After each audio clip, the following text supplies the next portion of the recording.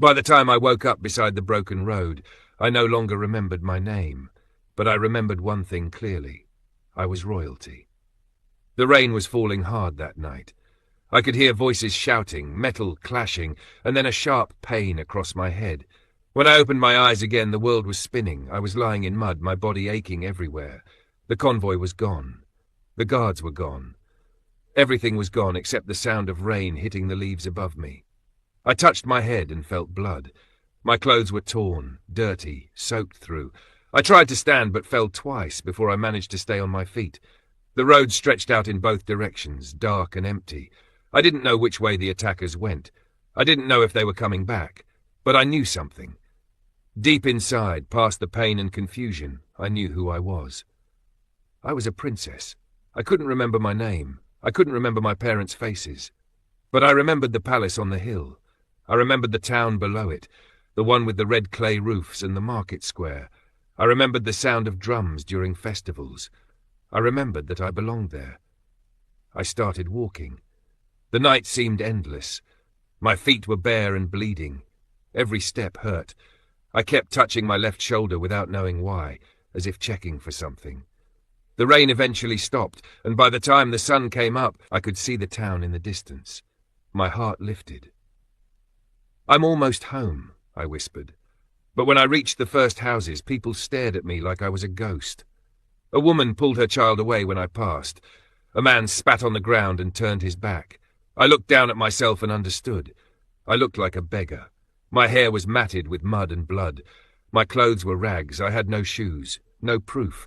Nothing but a memory that felt more real than the ground beneath my feet. The town was just waking up. Traders were setting up their stalls in the market. I walked through slowly, looking for someone who might recognize me. But no one did. They saw only what I looked like now. The palace sat on the hill above the town, just as I remembered. The gates were tall and iron, guarded by men in uniform. I walked toward them, my legs shaking. "Please," I said when I reached the gate, "I need to speak with someone inside." The guards looked me up and down. One of them laughed. "Move along, girl," he said. "This is not a place for beggars." "I'm not a beggar," I said. My voice came out stronger than I expected. "I am the princess of this land." Both guards froze for a second. Then they laughed even harder. "Princess?" the second guard said, slapping his knee. "Did you hear that, James? We have a princess at the gate."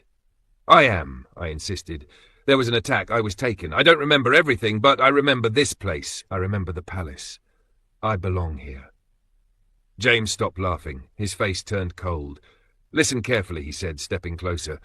"We do not know what game you are playing, but it ends now. Leave before we arrest you for madness." "Just let me speak to someone inside," I begged.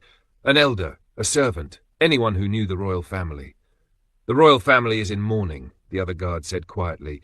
"The princess has been gone for 3 years. She is presumed dead. And you—" He pointed at me. "You are an insult to her memory." 3 years? I staggered backward. 3 years. I had been gone for 3 years. "Please," I tried again, but James was already pushing me away from the gate. "Go," he said firmly. "Do not come back." I walked away slowly, my heart breaking with every step. Behind me I could hear them still laughing. I sat down near the market square, trying to think. People passed by without looking at me. A few children threw stones and ran away giggling. I didn't move. I just sat there, staring at the palace on the hill. How could this be happening? How could no one recognize me? I touched my face, wondering if I had changed so much that I was unrecognizable. Or maybe I had been gone so long that people had simply forgotten what I looked like. The sun climbed higher in the sky. My stomach ached with hunger. My throat was dry. I hadn't eaten or drunk anything since I woke up beside that road. I didn't even know how long ago that was. A day? 2 days? I watched the market come alive around me. Women sold vegetables and fruits. Men carried heavy loads on their heads. Children ran between the stalls, laughing and playing. Life continued as if nothing had changed, as if I hadn't just returned from the dead. "You look hungry." I looked up. A woman stood over me. She was tall and broad, with sharp eyes and a mouth that looked like it never smiled. Her wrapper was expensive, and she carried herself like someone used to giving orders. "I'm not hungry," I lied. "Yes, you are," she said. "I can see it. When did you last eat?" I couldn't remember. She studied me for a long moment. You are new here. No family? No. Nowhere to sleep? No. She nodded slowly, like she was making a decision. I am Madame Grace. I supply goods to the palace. I need someone to help with my work. If you work hard, I will give you food and a place to sleep. I didn't trust her. Something about her eyes made me uneasy, but I was tired, hungry, and hurt. I had nowhere else to go. What kind of work? I asked. Cleaning, washing, carrying loads, simple things. She paused. But I do not tolerate laziness. If you work, you eat. If you don't, you leave. I nodded. I'll work. Good, she said. Come. I followed her through the market to a large compound near the edge of town. The house was big, built with solid brick and a zinc roof. Inside it was clean but cold. No warmth, no softness. You will sleep there, Madame Grace said, pointing to a corner near the kitchen. There was a thin mat on the floor and nothing else. You start now. Wash those baskets outside. When you finish, come inside. I will give you more work. I worked until my hands were raw. I washed baskets, swept floors, scrubbed pots. Madame Grace watched me the whole time, her face unreadable. When the sun began to set, she finally brought me a bowl of cold yam and palm oil. Eat quickly, she said. Tomorrow you start early. I ate in silence. The food had no taste, but I was too hungry to care. That night, lying on the thin mat, I whispered to myself, I know who I am. I just cannot prove it. The days blurred together. Madame Grace worked me harder than anyone else in the compound. She had 3 other girls helping her, but I was the one she called at night, the one she sent to the market in the rain, the one she shouted at when anything went wrong. The other girls were kind at first. There was Blessing, a quiet girl about my age with gentle eyes. There was Patience, older and wiser, who had worked for Madame Grace for 5 years. And there was Joy, the youngest, barely 12 years old. What is your name? Blessing asked me on my second day. I don't know, I said honestly. She frowned. You don't know your own name? I can't remember it. What happened to you? I was attacked, on the road. When I woke up, I couldn't remember. Patience was listening from across the room. But you remember other things? Yes, I remember the palace. I remember living there. The 3 girls exchanged glances. Living there as what? Joy asked carefully. I hesitated. I had learned my lesson at the palace gates, but something about these girls made me want to trust them. As the princess, I said quietly. The room went silent. Then Blessing laughed nervously. You should not say things like that, she said. Madame Grace will not like it. It's the truth. The truth or not, Patience said firmly, you should keep it to yourself. Madame Grace does not like girls who think too highly of themselves. But I couldn't keep it to myself. Not completely. It happened a week later. We were sorting goods for a palace delivery, and I saw the royal crest on one of the crates. My heart jumped. I touched it gently, tracing the carved lion with my finger. I've seen this before, I said without thinking. In the palace. Madame Grace's voice cut through the room like a knife. Oh, and when were you in the palace? I turned slowly. She was standing in the doorway, her arms crossed, her eyes cold. I lived there, I said. The other girls stopped working. Madame Grace smiled, but it wasn't a kind smile. You lived in the palace, she repeated. Yes. As what? A rat? Blessing and Joy giggled nervously. Patience looked away. I was the princess, I said. The room went completely silent. Then Madame Grace threw her head back and laughed so hard she had to lean against the doorframe. The princess! She gasped between laughs. Oh, this is too much. This is wonderful. Look at you. Look at your hands, your feet, your face. Does this look like royalty to you? I felt my face burn with shame, but I kept my voice steady. Appearances can be misleading. Can they? Madame Grace walked closer, circling me like a predator. Tell me, princess, if you're truly royal, where is your crown? Where are your fine clothes? Where are your servants? I was attacked. I lost everything. How convenient. And I suppose no one at the palace recognized you when you went there. I tried. They wouldn't listen. Of course they wouldn't, because you are not a princess. You are a mad girl who has created a fantasy to escape whatever miserable life you came from. She turned to the other girls. From now on, we will call her Princess of the Dust, our very own royal beggar. The girls laughed. Even Blessing, who had been kind to me, couldn't help but smile. The name stuck.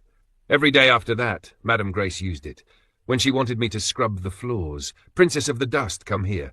When she sent me to fetch water, Princess of the Dust, move faster. When I made the smallest mistake, even a princess cannot do simple work. The other girls started using it too. At first, it was playful. Then it became casual. Eventually, they seemed to forget I had ever claimed to have a different name. I never fought back.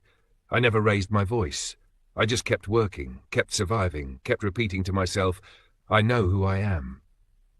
But there were moments when I almost believed them. Moments when I looked at my hands, cracked and scarred from endless washing and scrubbing, and wondered if I had imagined everything. If maybe I was just a girl who had lost her mind after some terrible accident. Then I would touch my left shoulder, feel the raised skin there, and know it was real. The mark. I couldn't see it clearly without a mirror, but I could feel it. It was about the size of my palm, raised slightly from the rest of my skin. The pattern was complex, like interlocking circles or maybe flowers. I didn't know exactly what it looked like, but I knew it was important. I was careful about that mark, very careful. I never let anyone see it. When the other girls bathed together by the well in the evening, laughing and splashing water, I always waited until they were done. I would bathe alone, quickly, always checking to make sure no one was watching. "Why do you never bathe with us?" Joy asked me once. "I prefer privacy," I said. "Privacy?" Blessing laughed. "We are all women here. What is there to hide?" "Nothing. I just prefer to be alone." They thought I was strange, but they didn't push it. Not then. Madame Grace noticed too. One particularly hot afternoon, she ordered all of us to bathe before we went to deliver goods to a wealthy trader. The other girls stripped down to their wrappers and started washing by the well. "You too," Madame Grace said, looking at me. "I will bathe after," I said. "You will bathe now. We are all leaving together." "Please, I would rather wait." Her eyes narrowed. "Why?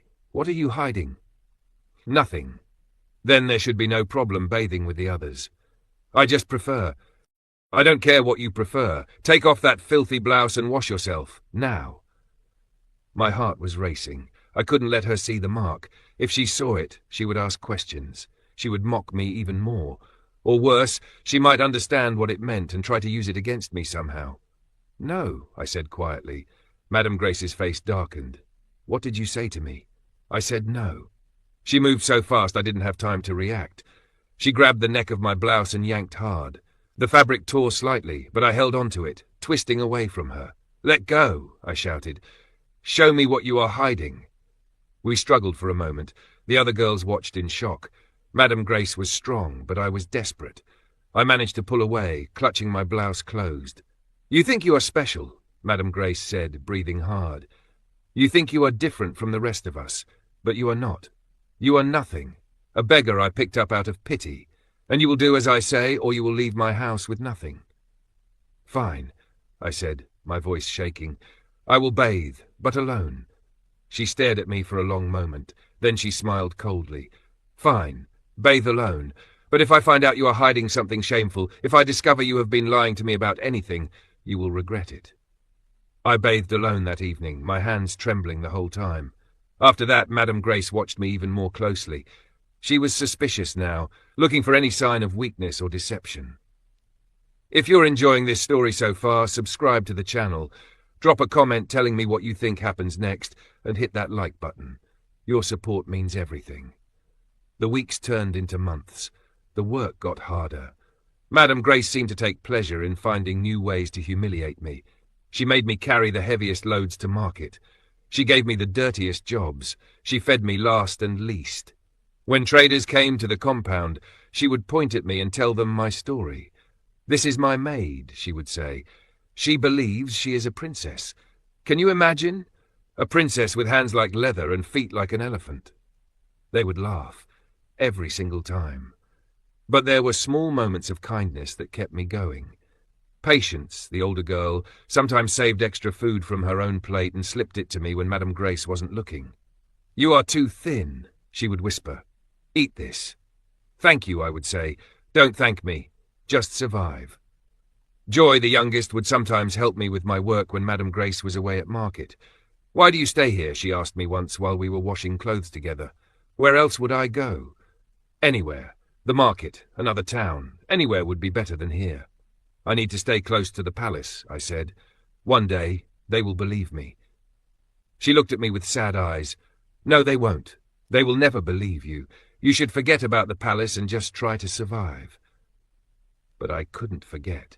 Every time I saw the palace on the hill, every time I heard the drums during festivals, every time I smelled the incense that drifted down from the royal temple, I remembered. I remembered running through marble halls. I remembered my mother's laugh. I remembered my father's strong hands lifting me up to see the sunset. I remembered being loved. And I refused to let that go. One evening, about 4 months after I started working for Madame Grace, something happened that nearly broke me. There was a festival in town. The kind of festival I remembered from my childhood. The kind where the whole town gathered in the square, where drums played all night, where people danced and sang and celebrated. Madame Grace gave us the evening off, a rare kindness. The other girls were excited, putting on their best wrappers and heading to the square. "Are you coming?" Blessing asked me. "No," I said. "I'm tired. Come on, it will be fun. You never have fun." "I don't feel like it." They left without me. I sat alone in the compound, listening to the distant sound of drums and laughter, and then I heard it, a royal announcement, a voice calling out over the crowd, proclaiming something I couldn't quite make out. I stood up and walked to the edge of the compound, straining to hear. "The King and Queen," the voice announced, "invite all citizens to join in celebrating this year's harvest. May the kingdom continue to prosper. May the memory of our lost princess be honored." The memory of our lost princess. They were honoring me. My parents were keeping my memory alive. And here I was, less than a mile away, alive and forgotten. I sank to the ground and cried. I cried for the girl I used to be. I cried for the parents who thought I was dead. I cried for the life that had been stolen from me. When the girls came back later that night, they found me still sitting there. "What's wrong?" Patience asked. "Nothing," I said, wiping my face. "I'm fine." But I wasn't fine. I was drowning. The rainy season came. Every morning the sky was grey and heavy. Every afternoon water poured from the clouds like the heavens themselves were weeping. Madame Grace's mood grew worse with the rain. Her business slowed down. Traders didn't want to travel in the mud. Customers stayed home. Money became tight. And when Madame Grace was unhappy, everyone suffered. She cut our food rations. She made us work longer hours. She found fault in everything we did. "You call this clean?" she would shout, throwing a pot at my head. "Wash it again! This basket is not arranged properly. Do it over. You are too slow. Move faster or I will find someone else." The other girls started to break under the pressure. Blessing cried herself to sleep most nights. Joy became quiet and withdrawn. Even Patience, who was usually so strong, looked tired and defeated. But I kept working. I kept surviving. Because I had survived worse than this. I had survived whatever attack had taken me from the palace. I had survived 3 years of being lost and forgotten. I had survived the humiliation of being turned away from my own home. I could survive Madame Grace. One morning the rain was particularly heavy, the kind of rain that turned roads into rivers and made the whole world grey and cold. Madame Grace came into the kitchen where we were preparing breakfast. "You," she said, pointing at me, "take these baskets to the market square. I need them sold today."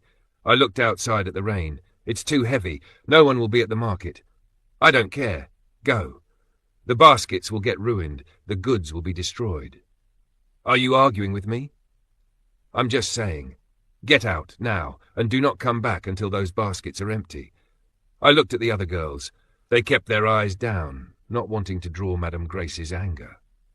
I picked up the baskets and went out into the rain. The market square was nearly empty. A few traders huddled under makeshift shelters, but most had stayed home. I set up under a small awning, but the wind kept blowing rain sideways, soaking everything. Within an hour, I was drenched. My clothes clung to my body. My hair stuck to my face and neck. Water ran into my eyes, making it hard to see.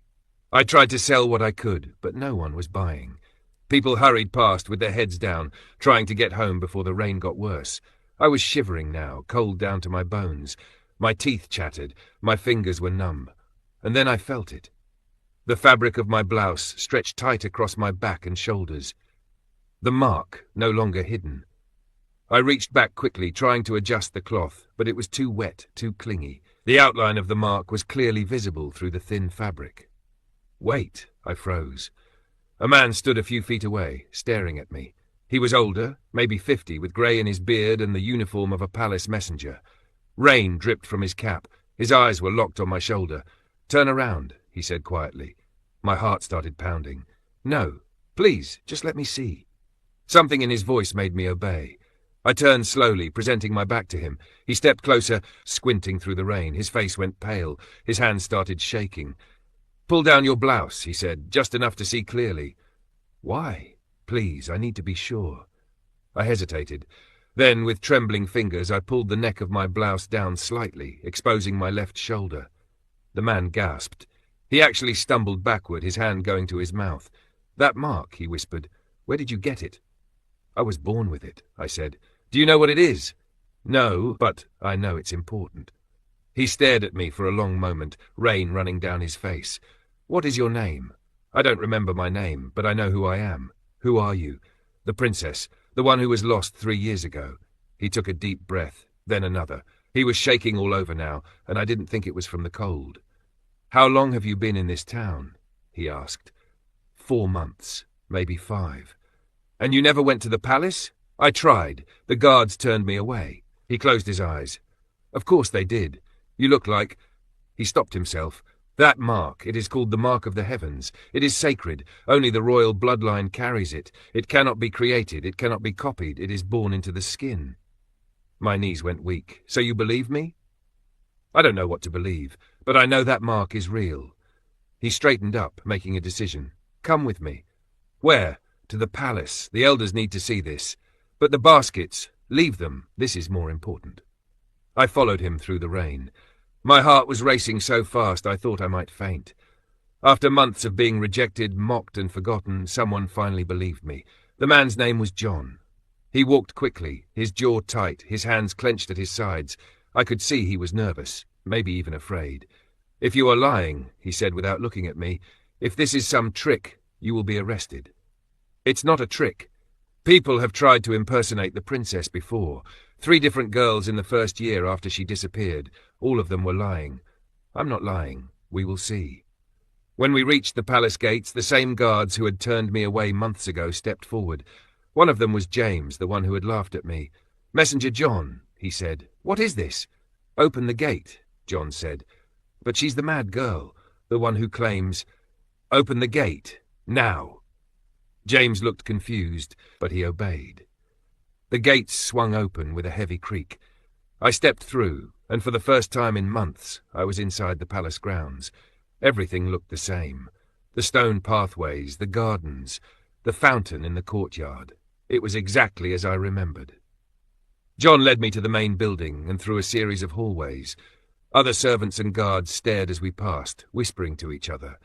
Finally, we reached a large room with high ceilings and carved wooden walls. 3 old men sat at a long table. They looked up when we entered. "John," one of them said slowly, "why have you brought this girl here?"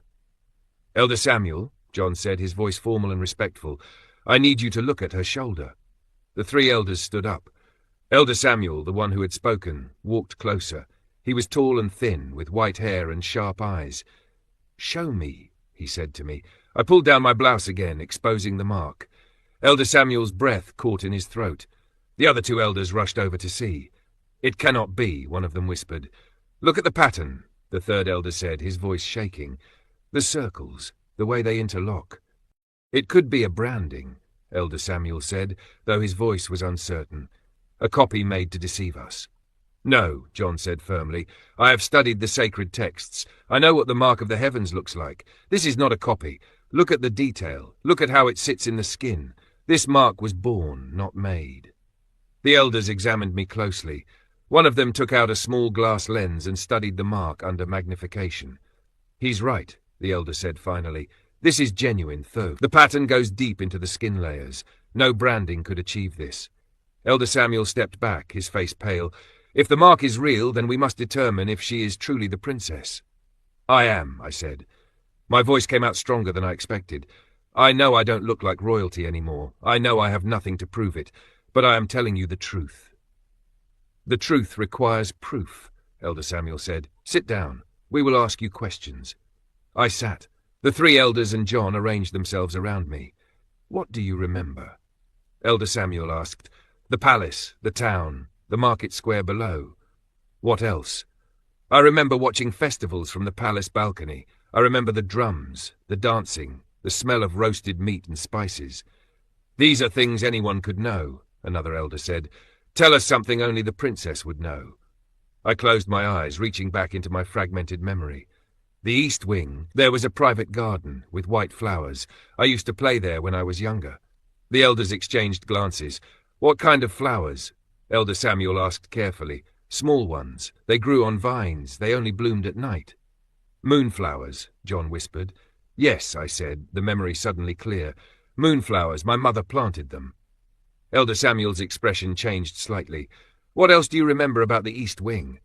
There was a room, small, with cushions on the floor. That's where I had my lessons. What kind of lessons? Reading, history, music. I paused, another memory surfacing. There was a painting on the wall of a woman in blue. The room went completely silent. Describe the woman, Elder Samuel said quietly. I tried to see her in my mind. She was young, beautiful. She wore a blue wrapper with gold trim. She had kind eyes, and she was holding something. A flower, I think. No, a bird. A small white bird. One of the elders sank back into his chair. The painting of the Queen, he said. It hung in the princess's study room. Only family members were allowed in that room. Anyone could have heard about that painting, Elder Samuel said, but his voice lacked conviction. Could they describe it so accurately? John asked. Could they know about the white bird? Elder Samuel turned to me. The throne room. Describe it. The floor is black stone, polished. You can see your reflection in it. The walls have carvings, lions and trees. The throne itself is wooden, carved from a single tree, very old. Which side of the throne room has windows, I thought carefully. The east side. 3 tall windows, they face the sunrise. What hangs between the windows? I closed my eyes, trying to see it. Shields. 3 shields, gold and red. What is on the shields? A lion and something else. A crown? A star, a 5-pointed star. Elder Samuel sat down heavily. She's right. Every detail. It could still be a trick, the third elder said weakly. She could have learned these things from someone who worked in the palace. Then ask me something no servant would know, I said. Elder Samuel thought for a moment. The Queen's private chamber. Have you been there? Yes. Describe the bed. It's large, carved posts, dark wood. There are curtains, but they're almost never closed. And above the bed there's... I stopped, the memory suddenly vivid. There's a mobile, made of silver. It has birds on it, 7 birds. My father made it for my mother when they first married. Elder Samuel put his face in his hands. There was a secret, I continued, the words coming faster now. About that mobile. One of the birds had a loose wing. It would spin differently from the others. My mother never had it fixed because she said it made each bird unique. She said that's how people should be too. Unique. Stop. Elder Samuel said, his voice breaking. Please stop. You asked me to prove it, I said. I believe you, he whispered. Guzbali, I believe you. The other 2 elders were silent. John was staring at me with wonder and something like fear. What do you remember about the attack? Elder Samuel asked after a long moment. Not much. It was raining. We were travelling. There were shouts, fighting. I remember pain, then nothing. When I woke up, I was alone on the road. Do you remember why you were travelling? No. Do you remember where you have been for the past 3 years? No. The first thing I remember after the attack is waking up beside the road. Everything before that is gone. Elder Samuel stood up and began pacing. This is impossible. The princess has been missing for 3 years. We searched everywhere. We questioned everyone. How could she have been missing for so long and then just appear in our market?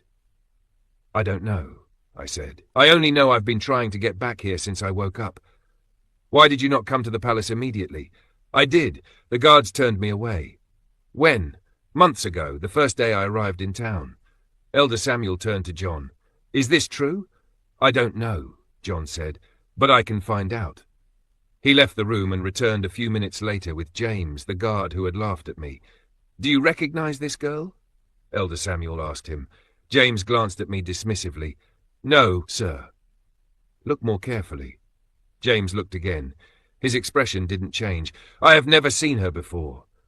You turned her away from the palace gates, I said. Months ago, you and another guard, you laughed at me when I said I was the princess." His face went red. I don't remember that." "Think harder," Elder Samuel said coldly. James shifted uncomfortably. "We get beggars at the gate sometimes, girls claiming to be the princess. We turn them all away." "How many?" "I don't know.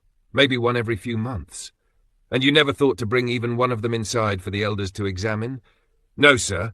We were told to discourage impostors, that it upset the king and queen to see false claims." Elder Samuel's face darkened. "You were told to use judgment, not to blindly turn everyone away." "I'm sorry, sir. Leave us. We will discuss your failure later." James left, his head down. Elder Samuel turned back to me.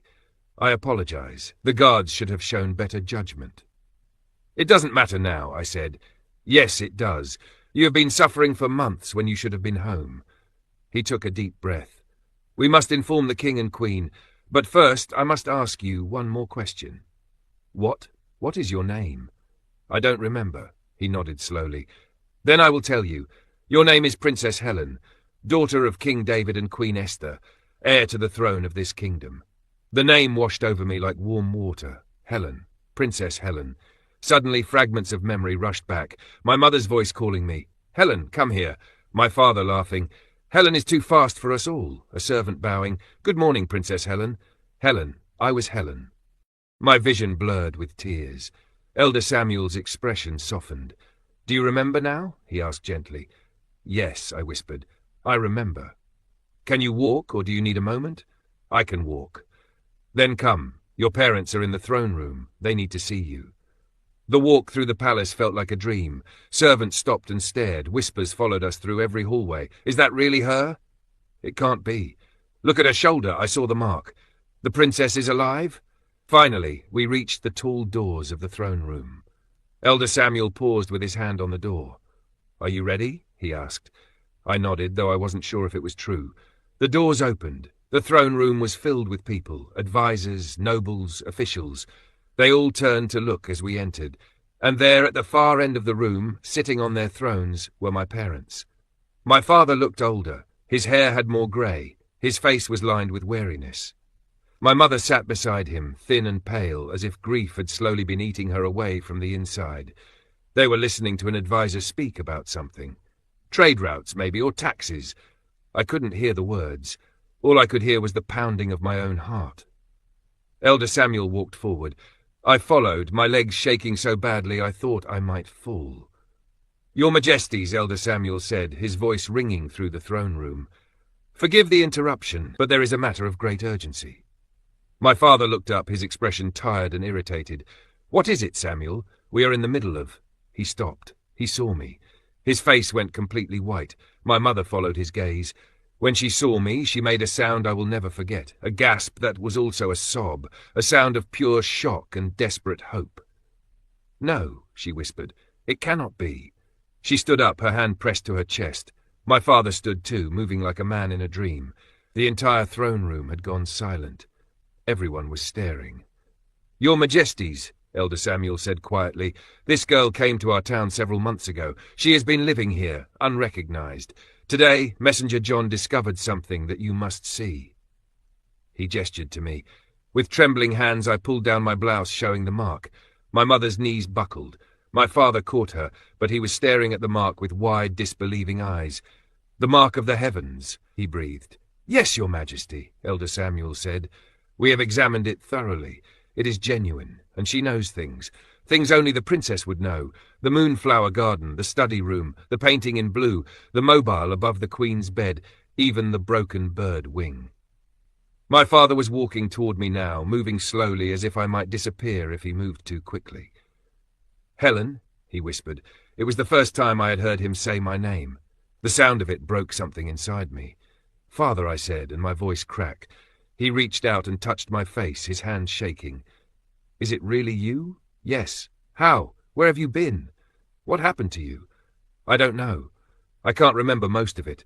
I only know I woke up beside a road, and I've been trying to get back to you ever since." My mother was beside him now, tears streaming down her face. She touched my hair, my cheeks, my hands, as if making sure I was real. "My baby," she sobbed. "My baby. We thought you were dead. We thought we had lost you forever." "I'm here," I said. "I'm home." My father pulled me into his arms. My mother wrapped herself around both of us, and there, in the middle of the throne room, in front of all the nobles and advisers and officials, my parents held me and wept. I cried too. I cried for the 3 years I had lost. I cried for the months of suffering and humiliation. I cried for the parents who had mourned me. I cried for the girl I had been and the woman I had become. When we finally pulled apart, the entire throne room was in chaos. People were talking, shouting, crying. Some were celebrating. Others looked shocked and confused. My father raised his hand and the room fell silent. "Today," he said, his voice strong despite the tears on his face, "our daughter has returned to us. Princess Helen is alive. She is home." The room erupted in cheers. "Prepare a feast," my father commanded. "Send word throughout the kingdom. Let everyone know that our princess has been found. This is a day of joy, a day of celebration." Servants rushed out to follow his orders. Nobles crowded around, trying to get closer, asking questions. But my mother pulled me away from the crowd. "Come," she said gently. "You need rest. You need food. You need care." She led me out of the throne room and through the palace to a room I recognized immediately. My room, my childhood room. It looked exactly as I remembered. The bed with its soft blankets, the window overlooking the garden, the small desk where I used to practice my writing. "We kept it ready," my mother said softly, "just in case."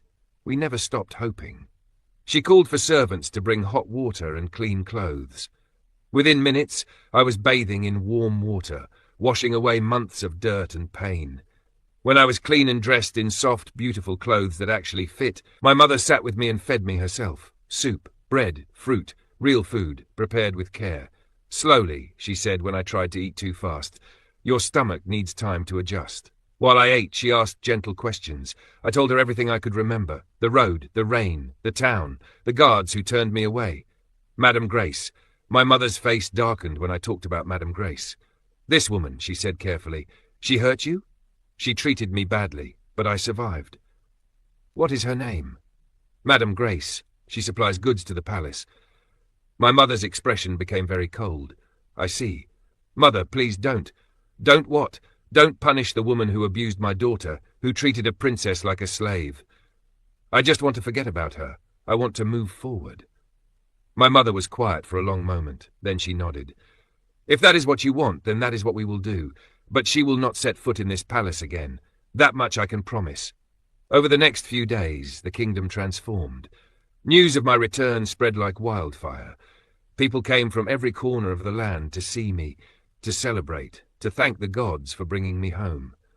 My father organized a grand ceremony. I stood on the palace balcony in royal clothes, wearing the crown I had been too young to wear before, while thousands of people gathered below. "Our daughter has returned," my father announced, his voice carrying across the crowd. "The princess lives!" The cheering was so loud it shook the ground. I saw Madame Grace that day. She was in the crowd, far in the back, her face pale and tight. Our eyes met for just a moment. I could have pointed her out. I could have had her arrested. I could have told everyone what she had done to me. But I didn't. I simply looked at her. And then I looked away. That was her punishment. The knowledge that the girl she had called Princess of the Dust was standing on the palace balcony wearing a crown. The knowledge that she had been wrong.